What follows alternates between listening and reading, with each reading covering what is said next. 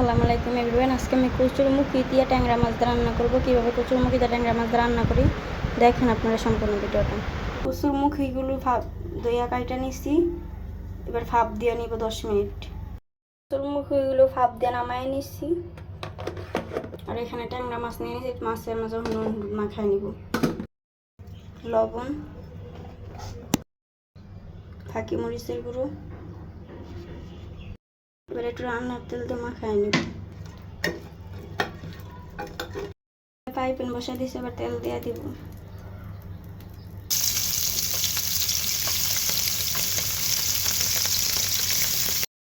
মাছগুলো ভাজা হয়ে গেছে, এবার নামায় নিব। পাইপেনে তেল দিয়ে দিচ্ছি, এবার পেঁয়াজ কুচি রসুন কুচি দিয়ে দিব। পেঁয়াজ রসুনগুলো ভাজা হয়ে গেছে, এবার বাইটা রাখা রসুন দিয়ে দিব, রসুন বাটা দিয়ে দিব।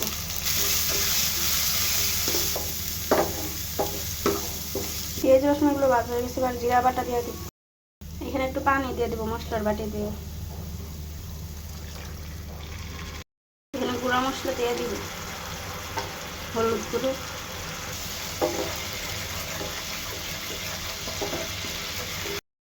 লবণ দিয়ে দিব,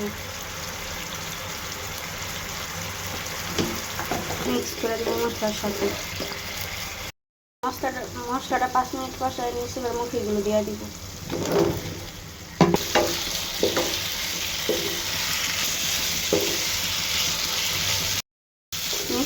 মুখিগুলো 5-6 মিনিট মশলার সাথে কষায় নিয়েছি মুখিগুলো। এবার জলের জন্য পানি দিয়ে দেবো।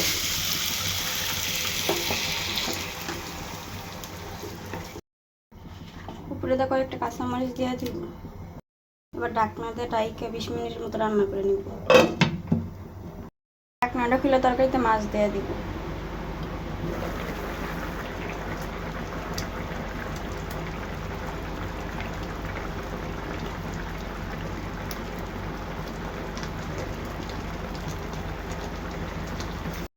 লাড়া দিয়ে মিক্স করে দিব তরকারির সাথে। ঢাকনাটা খুলে সজের পাতা দিয়ে দিব। সজের পাতা,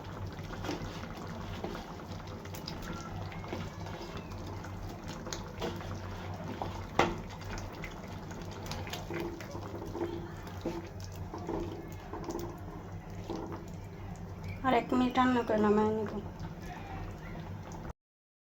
আসসালামু আলাইকুম এভরিওয়ান। আমার ট্যাংরা মাছ দিয়ে মুখি তরকারি রান্না হয়ে গেছে। আপনারা রান্না করে খাই দেখবেন কেমন লাগে। সবাই ভালো থাকুন। আসসালামু আলাইকুম।